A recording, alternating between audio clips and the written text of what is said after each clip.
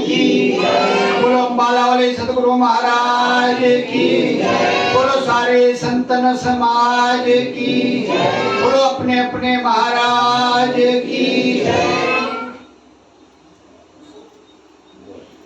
सत्यं बोधमयं नरुममलं प्रत्यक्षमेव सर्वेषां रत्नेन मंडित शीर्षयुग्ममुक्तं श्वेतांबरे शोभितं मुक्तामालविभूषितं च हृदयं सिंहासने संस्थितं भक्तानां वरदं प्रसन्नवदनं श्री सतगुरु नौम्यहम् श्री सतगुरु नौम्यहम्।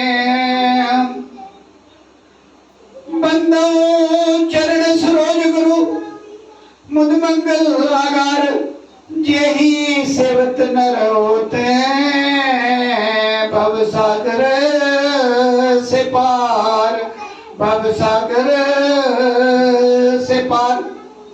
गुरु जी के सिमरण मात्र से नाशत विघ्न अनंत ताते सर्वारंभ में ध्यावत है सब संत ध्यावत है सब संत। जय कोजित ब्रह्मा थके सुर नर मुनि और देवा कहत कबीर सुन साधवा कर गुरु की सेवा कर गुरु की सेवा। वेद शास्त्र और भागवत गीता पढ़े जो कोई तीन काल संतुष्ट मन बिना गुरु कृपा न होए बिना गुरु कृपा न होए। राम कृष्ण से कौन बड़ा तीनों तो गुरु कीन तीन लोक के वेदनी सतगुरु आगे अधीन सतगुरु आगे अधीन। ब्रह्मानंदं परम सुखं केवलम ज्ञान मूर्ति द्वंद्वातीतं गगन सदृशं तत्त्वमस्यादि लक्ष्यम् एकं नित्यं विभुमचलं सर्वदिशाक्षि भूतं भावातीतं त्रिगुणरहितं सद्गुरुं तं नमामि सद्गुरुं तं नमामि।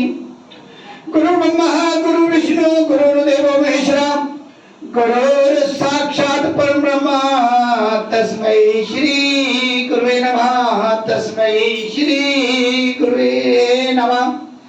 तुम्हें माता च पिता तुम्हें बंधु च सखा तुम्हें विद्या द्रविणं तुम्हें सर्वं मम देव देव। बोलिए जयकारा बोलो मेरे श्री सतगुरु महाराज की जय। जगत बंदनिया प्रातः समनिया सर्वहितकारी अद्वैत मत के संस्थापक दादा गुरु श्री परमहंस दयाल जी महाराज के चरणों में साष्टांग दंडवत कोटि कोटि प्रणाम। सभी के प्राणधार हृदय सम्राट सर्वहितकारी जगत बंदनिया प्राणधन नंगली निवासी सतगुरु भगवान जी के चरणों में मेरा साष्टांग दंडवत कोटि कोटि प्रणाम।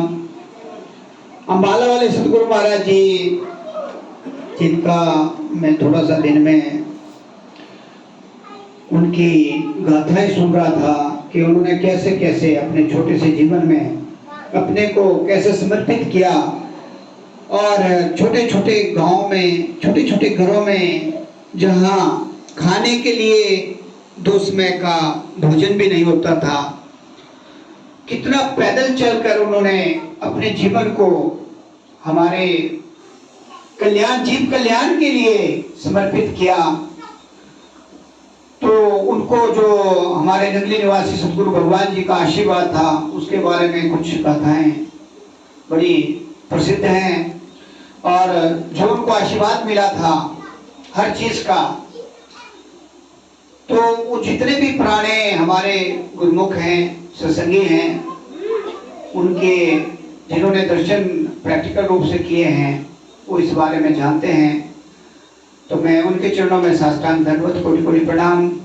सारे संतन समाज को कोटि कोटि प्रणाम। हमारे बीच में आज जो ये हमें प्रयाग में नहाने का मौका दिया है, श्री नंदलाल जी जो तन मन धन तीनों को शुद्ध कर रहे हैं, क्योंकि ऐसा संगम बनने से तन की भी शुद्धता होती है, मन की भी शुद्धता होती है और धन की भी शुद्धता होती है। और ये तीनों काम किसी किसी को मिलते हैं, सबके बस की बात नहीं है, ना ही तारीफ की बात है। ये हमारे प्रारब्ध पीछे से बने हुए हैं, लेकिन बात है सोच की कि हम उसे कैसे लगाएं। क्या हम बड़े बड़े महल पाड़ियां बनाने में ही लगाएं, या कुछ अच्छे कामों में भी लगाएं, या पढ़ाई लिखाई में ही लगाएं, या कुछ दान पुण्य में लगाएं। तो ये सारी चीज सोच की है। एक सोच दुखरास है, एक सोच सुखरास, एक सोच बदल काटे, एक सोच गले का फांस। ये आपने सोचना है कि हमने कौन सी सोच रखनी है।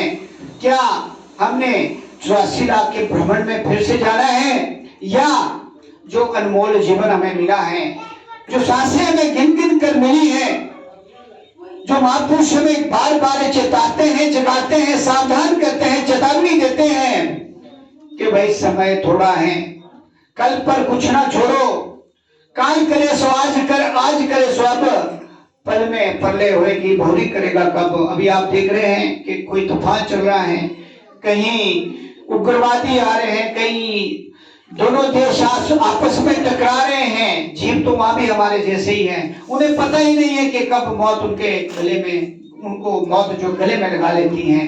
कितने लोग अभी जो पीछे यूक्रेन और रूस का युद्ध चल रहा है, कितने जीव, उनको पता नहीं था कि हमारा अंत ऐसे होगा और इतने जल्दी होगा, जबकि सारे संपन्न थे, वो हर चीज उनके पास थी, उसके बावजूद भी मौत कैसे कैसे, बच्चा कहाँ है, बीबी कहाँ है, घरवाला कहाँ है, परिवार वाले कहाँ है, नोबडी नोस, किसी को पता नहीं। तो ऐसे ही हमारा जीवन, एक एक सांस हमारी, जिसकी कीमत मैंने बताई है कि 14 भुवन 3 लोक की संपत्ति हम एक तराजू में रखते, एक एक सांस की हमारी वैल्यू इस तरह हम वेस्ट कर रहे हैं। ये प्रश्न हमने, अभी आपने बड़े अच्छे अच्छे भजन गाए, उसमें बहुत गहराई थी, मतलब उसमें हम खो जाते हैं। लेकिन उसमें देखना है कि जैसे हम एक सिलाई की मशीन घर में ले आते हैं और उसको पढ़ लेते हैं, किताब को सिलाई की मशीन रख दी, लेकिन जब तक उसको हम प्रैक्टिकल में नहीं डालेंगे, जब तक हम उसमें 2-4 बार कपड़े खराब नहीं कर लेंगे, तब तक आपको समझ कहां से आएगी। तो इसी तरह जो ये हमारा गाने का मकसद या भजन का मकसद होता है कि हमारा शुद्धता होकर हमारा ध्यान, जैसे आज आपने सत्संग किया, कल सवेरे उठ के हमारा ध्यान नाम की तरफ जाए, हम बैठे और थोड़ी देर के लिए अपने लिए थॉटलेस होकर 1-आधा घंटा अपना जो काम हमें दिया गया है, इन बच्चों को कहो थोड़ा शांति का दान दे। बोलिए जयकारा, बोलो मेरे श्री सदगुरु महाराज की जय। तो हमारा जो सवेरे का टाइम तब लगता है क्योंकि जब हमारी अंदर की, क्योंकि हम दिन और रात में 24,000 सांसों में से दुनिया को मैक्सिमम देते हैं, और जितनी एनर्जी हमारे पास होती है उसको हम सारी दुनिया में लगाते हैं। इसलिए अगर हम सत्संग में बैठते हैं और थोड़ी देर प्रभु गुणगान करते हैं तो वो शुद्धता हमारी बनती है। जितने दिन बाद भी हमें सत्संग मिलता है और हमारा जो ध्यान है वो अच्छा लगता है, अगर हम कंटिन्यू प्रैक्टिस करते हैं।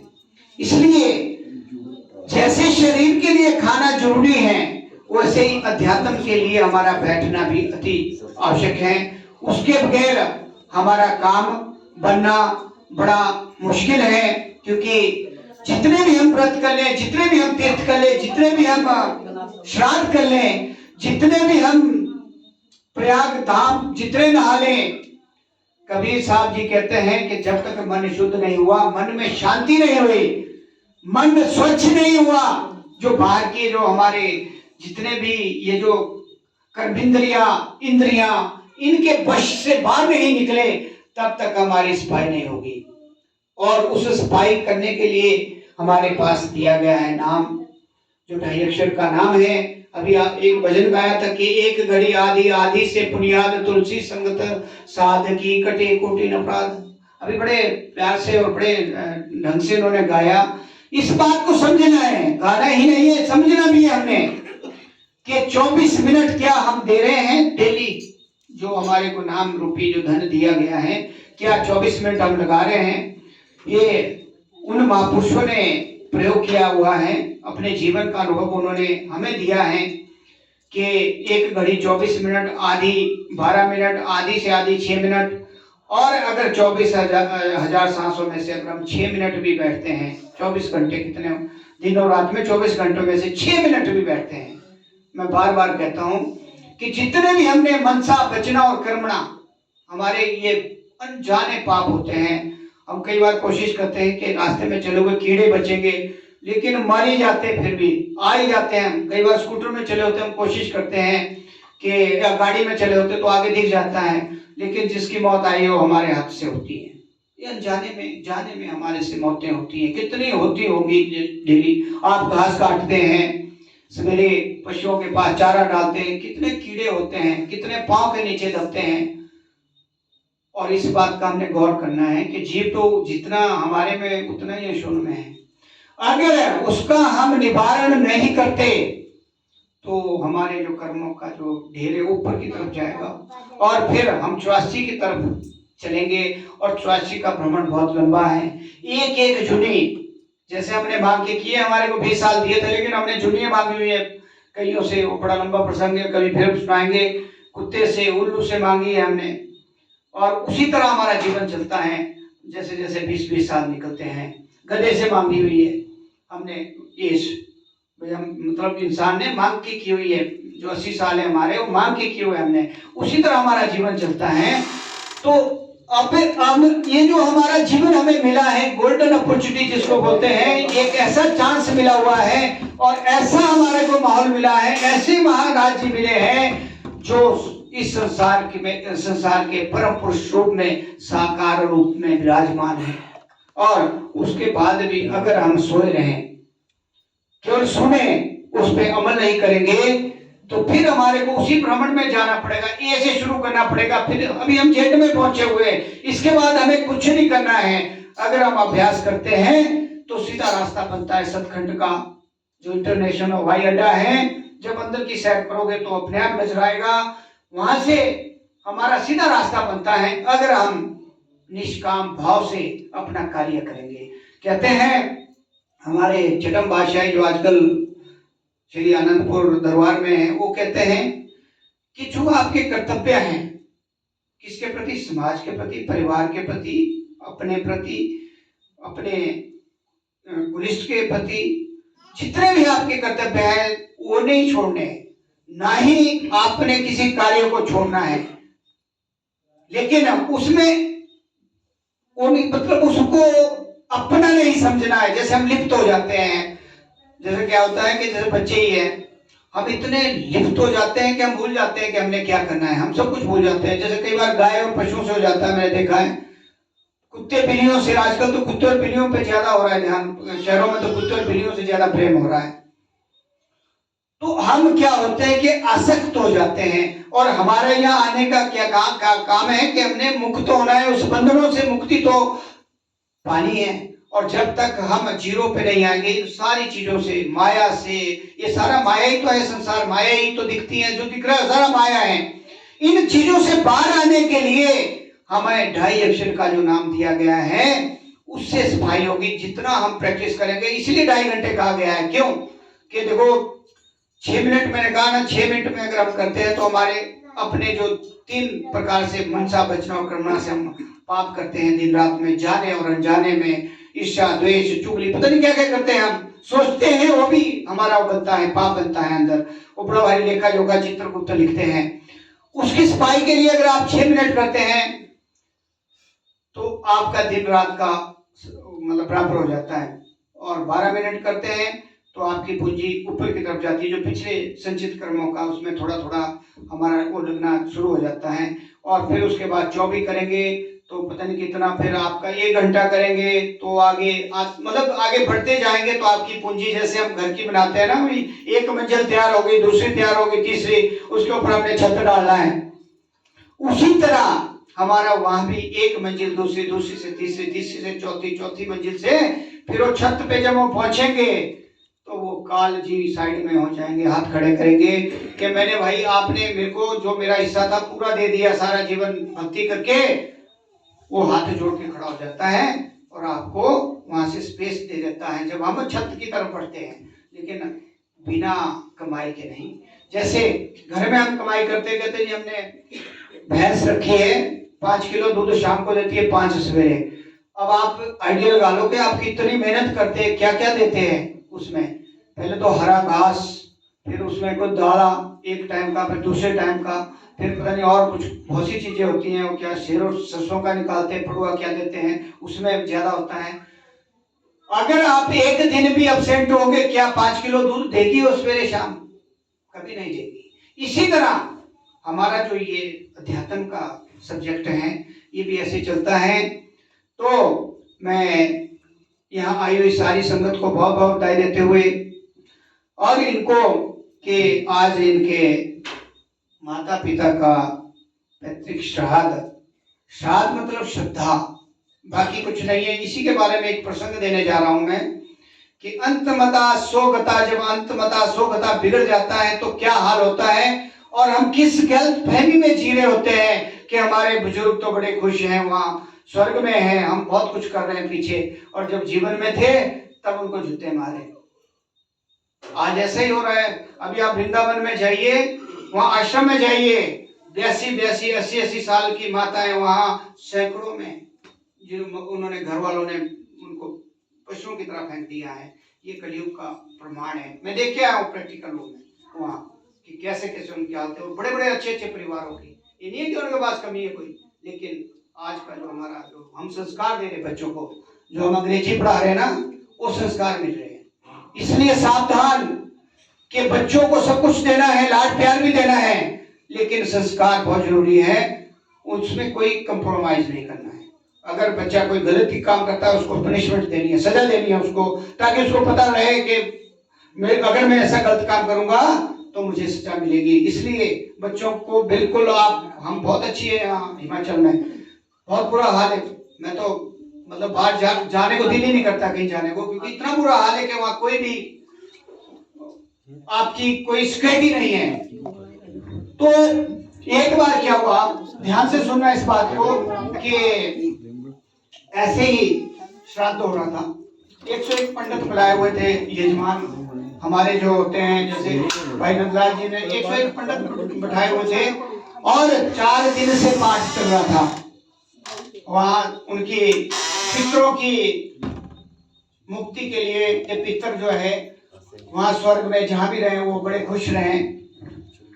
तो आपको पता ही है कि समय लगता है, 3-4 दिन हो गए। तो क्या हुआ कि अचानक हमारे गुरु महाराज जी, श्री गुरु गोविंद साहब जी, बाला और मर्दाना के साथ उस घर से, जैसे यहाँ से भी हम निकले थे, तो यहाँ उस घर से निकले, उन्होंने देखा कि बड़ा भारी मजमा लगा हुआ है, और यहाँ मतलब इतने देशों में बैठे हैं, उनको बड़े बड़े पांडिया दी जा रही हैं, दान पुण्य सेठ के घर में बड़ा चल रहा था। तो उन्होंने देखा कि जब वो अपना सारा कार्यक्रम करके उनको आशीर्वाद दे रहे थे 101 पंडित उस सेठ को, तो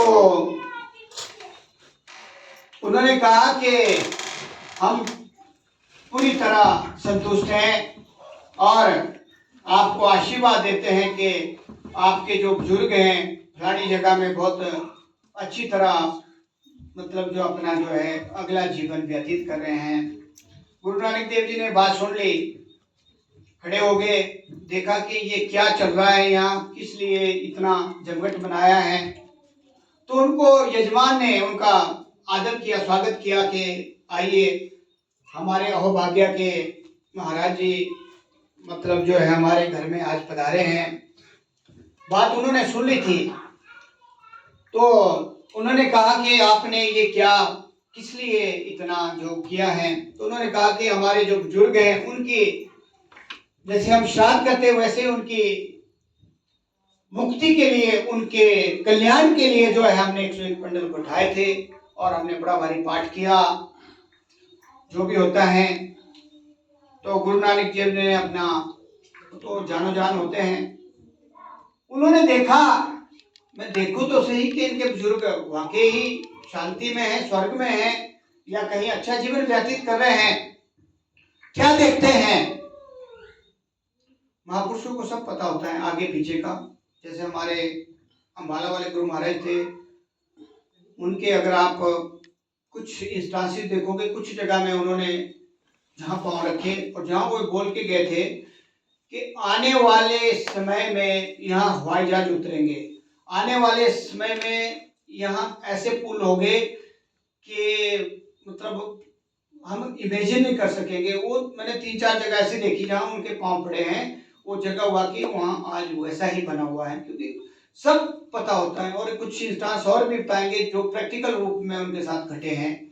ऐसा ही उन्होंने देखा, अपना तीसरा नेत्र खोला कि देखो तो सही है बुजुर्ग के लिए जिसके लिए इतना कर रहे हैं वो है कहाँ।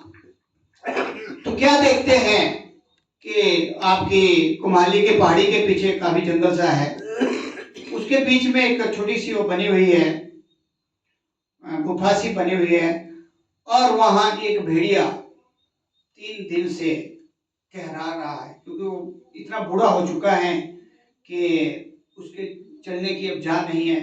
और वहां बहुत बुरी हालत में उसको 3 दिन से भूखा और बहुत जोर से मतलब जैसे भी होता है, कष्ट तो सबको होता है, जैसे हमारे को होता है वैसे उनको भी होता है, जान तो एक ही होती है। तो गुरु महाराज जी ने उनको अंदर से जो उनके थे एक बुजुर्ग, एक बच्चा, एक और 3 बंदों को बुलाया और जो उन्होंने प्रसाद बनाया हुआ था वहां घर में जैसे भंडारा बना है उसको बढ़िया सा बना के थाली में उनको कहा, जो बेटा था उसका सेठ का, कि जाओ उस पहाड़ी के पीछे एक भेड़िया जो है बेचारा 3 दिन से भूखा है और बहुत उसके हालत खराब है।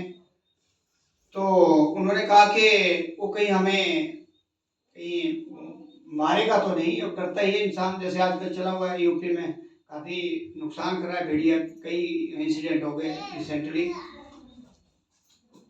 उन्होंने कहा कि जब वहां पहुंचोगे तो वो मानव रूप में बात करेगा। जब भी आप वहां पहुंचोगे, जैसे ही आपसे उसको दिव्य शक्ति जो गुरु महाराज ने दे दी, तो वो चले गए और कहा कि ये प्रसाद उनको खिलाना है। और वो पहुंच गए वहां, वाकई उस पहाड़ी में, कुमाली के पीछे जो पहाड़ी थी उसके नीचे एक जगह में, और बहुत तो कंडरा है, उसके बहुत हालत खराब है, बूढ़ा हो चुका है। जैसे ही उन्होंने वहां आमना सामना हुआ, जो थाली से उन्होंने थोड़ा सा उसके मुंह में प्रसाद डाला, वैसे ही जो एक मानव की आवाज उससे शुरू हो गई कि बेटा धन्य है आप और धन्य है गुरु महाराज जी कि जब मैं मानव शरीर में था, जब मैं तुम्हारा बाप था, उस समय क्या हुआ कि पड़ोस में मांस बन रहा था। ध्यान रखना, ये बड़ी गहरी बातें हैं और समझने की बातें हैं कि अंत मत अगर बिगड़ गया, जरा सा भी बिगड़ गया तो समझ लो कि आपको उसी जुनी में जाना पड़ेगा। ये ऑथेंटिक कर रहे हो महाराज जी।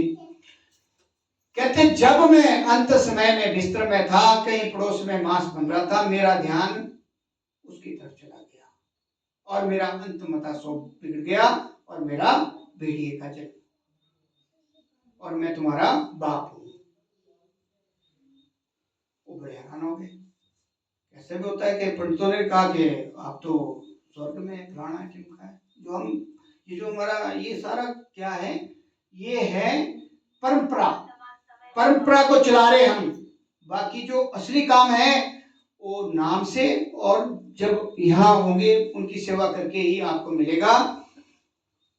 तो उसने उसको सारी थाली खिला दी, और खिलाने के बाद जैसे ही वो खत्म हुआ तो उनकी डेथ हो गई उसी समय। ये बात कह के उन बच्चों को कह के कि अब कहते गुरु महाराज जी ने मेरे को मुक्ति का रास्ता दे दिया।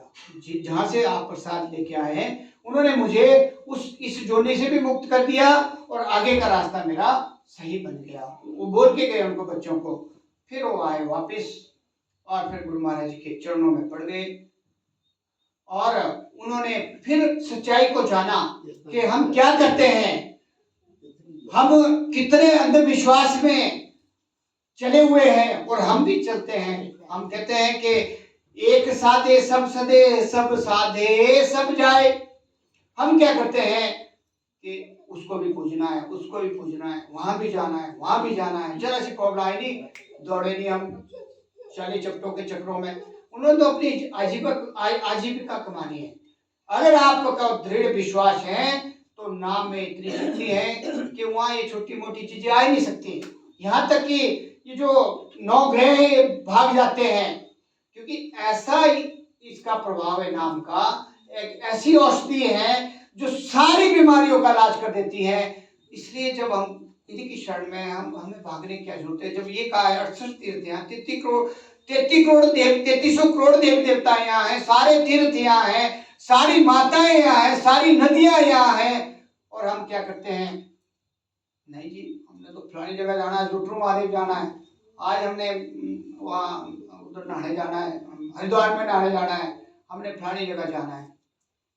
मैं हरिद्वार में हर 6 महीने के बाद, मैं अपनी बात बता रहा हूँ, बाकी अब छोड़ो, 6 महीने में जाता था मैं हरिद्वार नहाने या कहीं भी। जब से मैं सत्संग में आया हूँ, मैं अभी शक्ल नहीं देखी हरिद्वार कहाँ है। जब से मैं इसमें आया हूँ मेरे को नहीं पता। मार्कंडे में बहुत जाता था मैं, अब वहां से निकलता हूँ तो दिल ही नहीं करता मेरा। क्योंकि जब आपको पूर्ण विश्वास हो गया कि जब हम यहीं हमारे सारे स्नान हो रहे हैं, हाँ चलो चलते फिरते कभी मजे रजे में चले गए, सैर करते, ऐसा कुछ नहीं है। लेकिन जैसे बनाते थे प्लान के 4 धाम जाना है, फलानी जगह जाना है, वो मन में आता ही नहीं है। ख्याल नहीं आता। हमारा सीधा आता है कि नगली धाम जाइए या उधर तपोभूमि में जाइए, वहाँ थोड़ा टाइम हम व्यतीत करिए, या आश्रम में जाइए कहीं सत्संग करिए। बाकी हमारा ध्यान ही करता। ये भी कह रहे थे भी उधर चलते हैं चंबा वगैरह कहीं, बहुत सी जगह ना। मैंने बोला मेरे पास इतना फालतू टाइम है नहीं, बनता ही नहीं टाइम इतना। तो हमें इस चीज को समझना है कि रूढ़िवादिता, भ्रमजाल, और जितना भी ये सारा संसार में, इससे बाहर निकलना है और नाम की कमाई करनी है। जितनी आप नाम की कमाई करेंगे, मैं आपको 100% बता रहा हूं कि जितने भी आपके क्लेश हैं, जितनी भी आपकी समस्या हैं, जितना भी आपका मानसिक प्रताड़न है, सब खत्म हो जाएगा। घर में बड़ी शांति रहती है।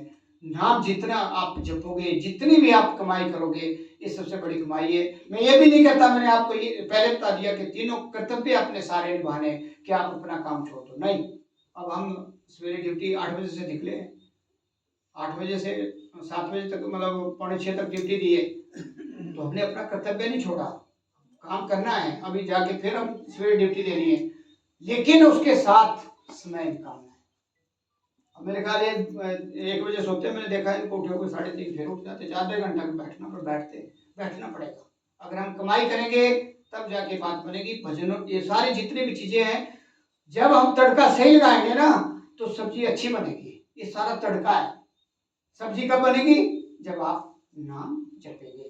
तो जो मैंने आपको एक साक्ष्य बताया, हम ये, मेरा कहने का इसका यही भाव है कि हम प्रैक्टिकल जीवन में सभी बुजुर्गों का कहीं भी मिले, जोड़ी नहीं, माता पिता, सास ससुर, बुजुर्ग, जो भी कहीं भी मिले, कोई ऐसी मुसीबत पे, उसकी सहायता करना हमारा परम धर्म है, सबसे सर्वोपरि धर्म है। और जितनी आप रिस्पेक्ट बुजुर्गों को दोगे, ऐसा कहा गया है कि जो ये ऋण होते हैं ना माता पिता के, ये तभी उतरते हैं जब हम पूरा ध्यान उनका रखते हैं और वो आशीर्वाद हमें देते हैं, तब हम सत्संग के मार्ग में आगे बढ़ सकते हैं। इसके मैंने कई बार प्रैक्टिकल रूप देखे हैं। ऐसा ना हो कि हम सत्संग में तो बड़ा अपने को दिखावा या दूसरा करें और पीछे हम गड़बड़ी करें, ऐसा नहीं होगा, ऐसा नहीं करना है। मतलब हमारा जो हम गुरुमुख हैं, कहते हैं लाखों में एक नजर आना चाहिए कि वाकई ये गुरुमुख है, फिर आनंद आता है। हम कहीं भी जाए लाखों में नजर आना चाहिए कि वाकई गुरुमुख है, मनमुख के बीच में वो अलग नजर आना चाहिए। तो मैं शायद थोड़ा समय ज्यादा ले लिया, उसके लिए माफी, और इनको बधाई देते हुए कि ये कुछ ना कुछ करते रहते हैं। ये भी सेवा है जो ये आज इन्होंने सत्संग रखा है, इतने लोगों को खुराक मिली, साथ में इन्होंने भंडारा रखा है, दिन में भी भंडारा काफी लोगों को दिया। उससे क्या होती है कि इनकी धन की शुद्धता होती है और उसमें बरकत बढ़ती है हमारी। तो इन सभी को मैं आप सभी का धन्यवाद करते हुए कि हम अपने इस जीवन को जैसे गुरु महाराज जी ने हमें बताया उसी तरह चलाएं, 5 नियमों का पालन करें, नाम की कमाई करें और इसे हम सार्थक बनाएं, जिसके लिए हम दौड़े हुए हैं, चले हुए हैं। तो इन्हीं शब्दों के साथ मैं अपनी वाणी को विराम देते हुए बोलिए जयकारा, बोलो बोले श्री सद्गुरु महाराज की।